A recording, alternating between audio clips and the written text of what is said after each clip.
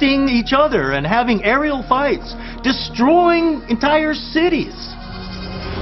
And the crazy thing is that all of those stories are totally accepted in the modern society of India. I don't think we can say that these descriptions are simply imagination, because even though they were written thousands of years ago, they match what many people today report in terms of observing the actions of UFOs. Were they just mythological tales that they're making up, fantasy? Or these physical, real events, and they're trying to describe them as the best that they could? That seems to make more sense to me. I gotta tell you this, I would be out of a job in India, because there, if I were to talk about ancient aliens and ancient gods, they would say, okay, so what else is new?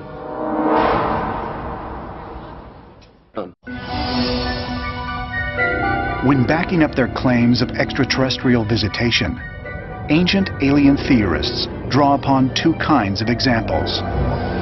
There's the evidence you can read, such as that found in ancient texts. And then there's the evidence you can actually see. Among the earliest types of physical specimens, numerous cave and rock drawings and stone sculptures found all over the globe. You know, pictures are worth 1,000 words. Absolutely. When you see pictures depicted, for example, on a cave in Italy that show two astronauts with helmets on, I mean, what the heck could it be? What could it be? Each of these ancient illustrations or statues depict figures dressed in strange attire for the times and sporting unusual headgear. But could they really be representations of alien astronauts, visitors from other worlds who touched down upon the Earth thousands of years ago? All over the world, we have statues and sculptures and paintings and depictions of these extraterrestrial beings. Even in the United States, at Sago Canyon, Utah, we have petroglyphs of very weird-looking creatures that have antennae on their heads, helmets, and halfway around the world, in Kimberley, Australia, for example, we have the exact same depictions of these helmeted beings with a halo around their heads. And the question I have is, what did our ancestors see that compelled them to put this on their cave walls? On yet another continent, in Guatemala City, we have a sculpture that looks eerily reminiscent of a modern-day astronaut. I mean, that thing is wearing a helmet, there's some type of a mouthpiece, and on his chest are some type of controls or a breathing apparatus. How is this possible? 1,500 years ago.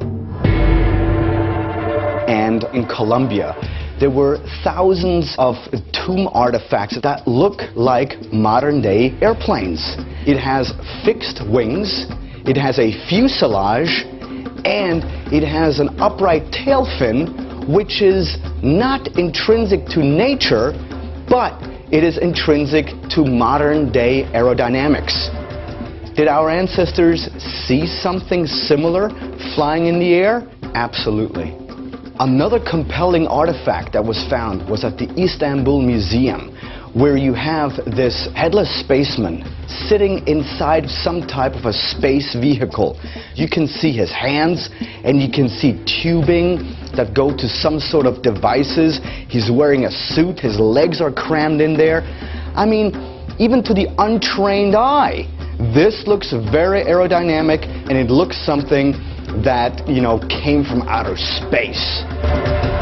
These people witnessed something. They were told something, and they tried to depict it the best way they could with the kind of technology they had at the time. And that was simple tools and simple artwork. Many of these ancient civilizations were widely separated in space and time. They weren't in communication with each other, but still they have the same kinds of accounts. I think it's because they all experienced these things. And they all have the idea that we're part of a cosmic hierarchy of beings. So I think we can't explain things away so easily. But for Eric von Daniken and other proponents of his ancient astronaut theories, Perhaps the most significant illustration can be found in Mexico. The Mayan archaeological site of Palenque had been abandoned for centuries before it was stumbled upon by Spanish explorers. We sort of get to the top of this, and suddenly, here are the Great Pyramids of Palenque.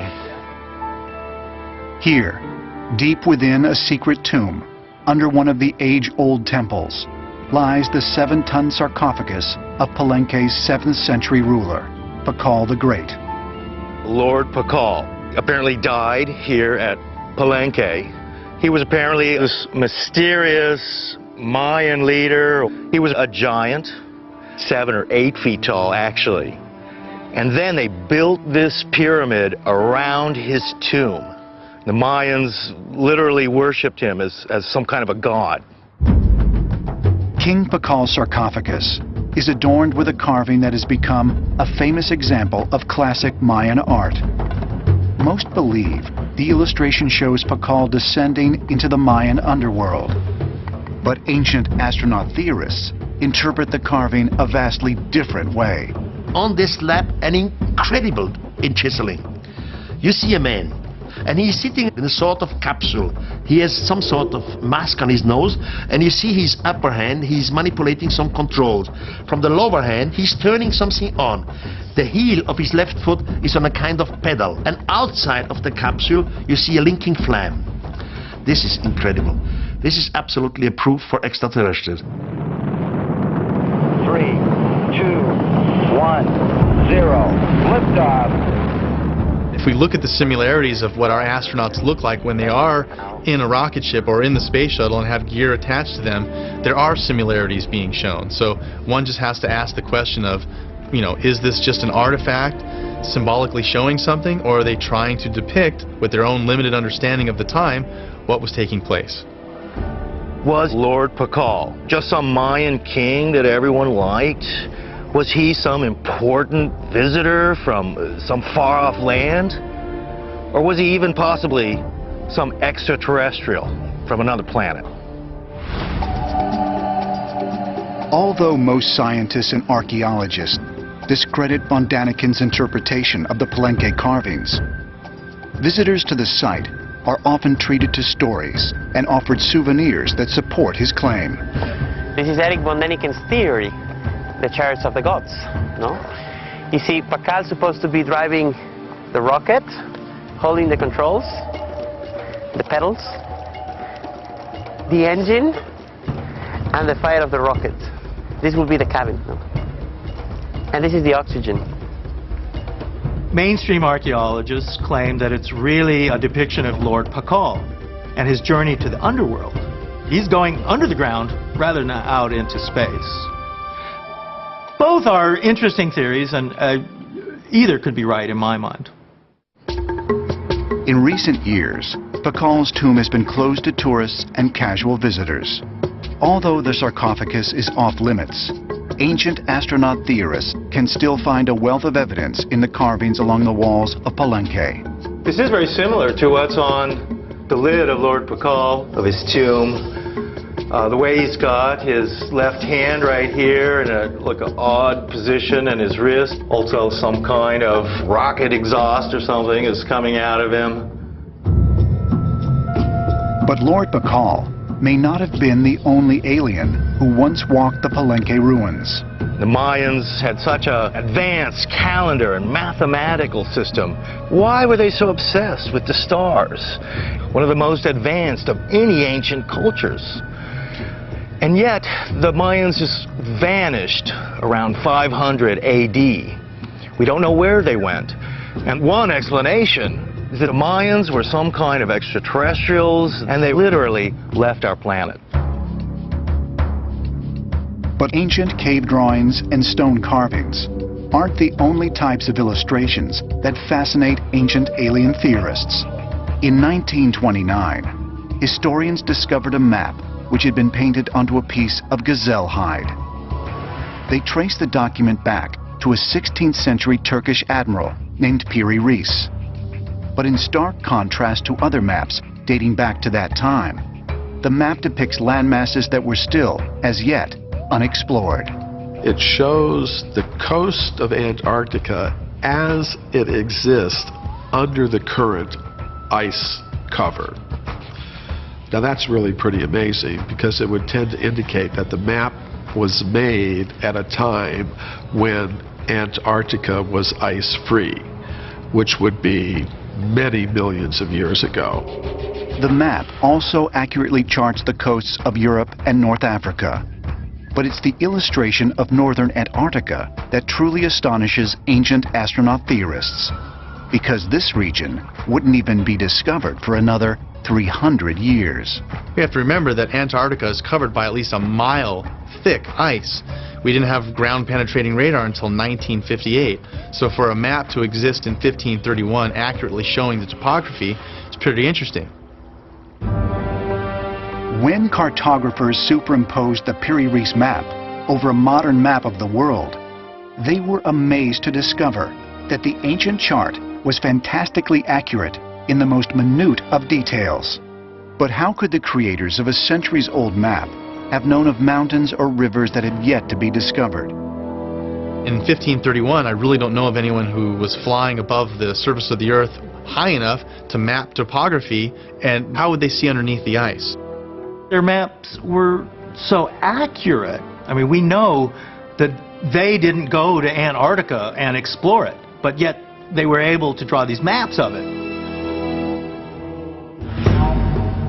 But if ancient aliens possessed the technology to travel the universe, would the only evidence of their journey be in the form of a few carvings or a mysterious map? Wouldn't there also be signs of a highly advanced technology?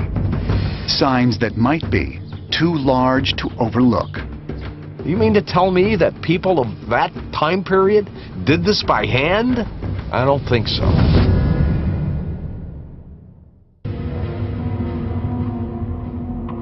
When it comes to searching for evidence of ancient aliens, Eric von Daniken literally leaves no stones unturned. I have collected for more than 40 years information, and there are two sorts of evidences to support my hypothesis. The one source is literature. This might be archaeological or mythological literature, and the other sorts are practical objects. For example, the pyramids are linked to the gods who once descended from the sky to us earthlings. Without a little interplanetary help, how else could early Egyptians have learned to stack the nearly 2.5 million limestone and granite blocks that create the Great Pyramid? How could prehistoric man move the immense boulders at Stonehenge?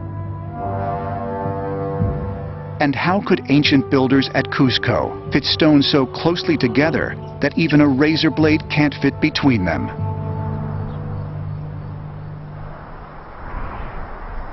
As you travel around the world trying to piece together this puzzle of the ancient world, there's not that much to really get a good grasp on, but what there is giant blocks of stone, huge articulated granite or basalt blocks in many cases. Sometimes they weigh 1,000 tons. These things are the size of railway cars, and you find them in Peru and Bolivia and Mexico and ancient Egypt. You have to ask yourself, why and how could ancient people have dragged these railway car-sized blocks of stone, stacked them up together into these giant buildings? Perhaps the most familiar and most mysterious megalithic structure in all the world is the Great Pyramid of Giza. The oldest and largest of Egypt's 3 great pyramids, this miracle of engineering is believed to have been constructed during a 20-year period, ending around 2560 BC. But to ancient